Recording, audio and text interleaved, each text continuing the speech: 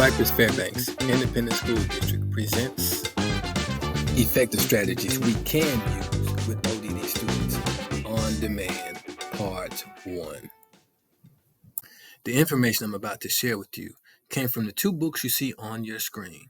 Feel free to scan the QR codes. They will take you to Amazon where you can purchase them for your library.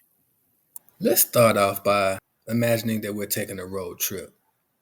Some of us might use Waze, some of us might use Google Maps.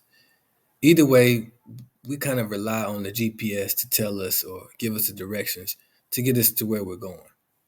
And we can pretty much trust that it's going to get us there in a timely fashion.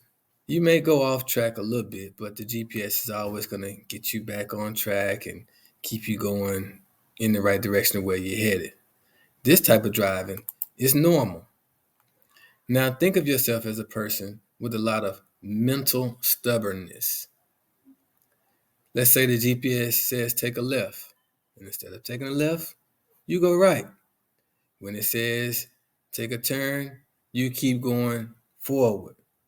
Now the GPS is telling you what to do, but everything inside of you doesn't want to follow the directions. Now it's no longer about getting to your destination or even being right. It's about control. This kind of behavior could cause someone driving towards Los Angeles, California, to end up in the swamps of Louisiana. Now, whose fault is it? It's the GPS, of course. Now, adults and children with oppositional defiant disorder are fully capable of following directions given by a GPS. When people hear about O.D.D, they say things like, that's just a part of being a teenager. Well, today we're going to discuss what O.D.D is and how it compares to normal teenage rebellion. Truth is, many kids can be oppositional from time to time. And many of these strategies I'm about to share will work with all learners. With that being said, please note, these strategies are truly aimed at learners who are more significantly oppositional and defiant. These are the students who demonstrate challenging behaviors on a regular basis, purposefully do the opposite of what is told, engage in arguments, and might even show aggression. Whether or not your student is diagnosed with oppositional defiant disorder, it can be helpful to understand the disorder. Simply put, kids and young adults who demonstrate oppositional behaviors are often in need of significant interventions and supports, not punishments. Now let's bring this to the classroom.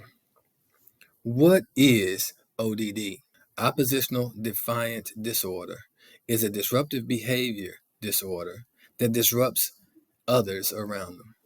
Possible contributing factors that cause O.D.D are inconsistency with parental approaches, where there's an imbalance of power, exposure or abuse to community violence, lack of structure or parental supervision.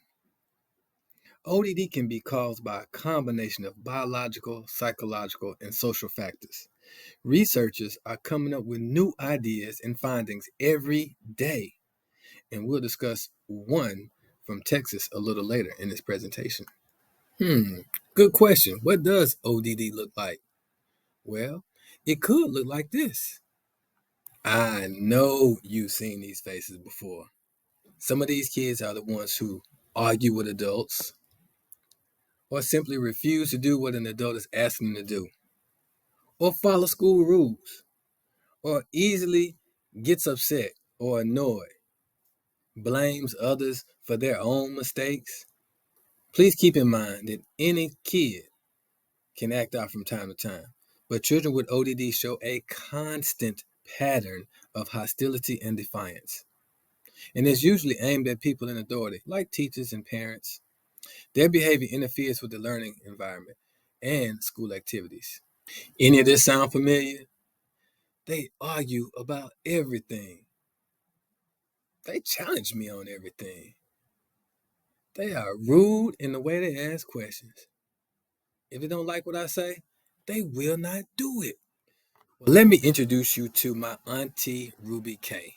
She is a native of Baytown, Texas, and has been a professional educator since 1972.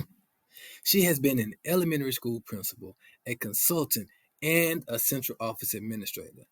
She has written several books, led hundreds of workshops, and has worked with several thousand teachers and administrators, both nationally and internationally. This came from an article I read by Dr. Ruby Payne. She gives us a warning about labeling students too quickly with ODD. She compared the emotional and educational characteristics of ODD with the emotional and educational characteristics of gifted males. She discovered that many times, not always, that these males are not ODD, but rather gifted. If you are a gifted male from poverty or another marginalized group, you will be more often identified as ODD rather than gifted. My auntie Ruby is not the only one with an opinion about the ODD student. There's another researcher by the name of Dr. Nicola Davies. She's a behavioral psychology consultant and senior medical writer with a PhD in health psychology. Now, Dr. Davies has written articles in over 130 publications worldwide, and she says the goal of an ODD student is to gain and maintain control. And they could break rules, they could test authority to the limit, they have provoking and prolonging arguments. And in the classroom, this can be distracting for both the teacher and students. Whoa, time flies. Today we've discussed what is ODD, what causes ODD, possible contributing factors of ODD, what could ODD look like, and what researchers have to say. Stay tuned for part 2.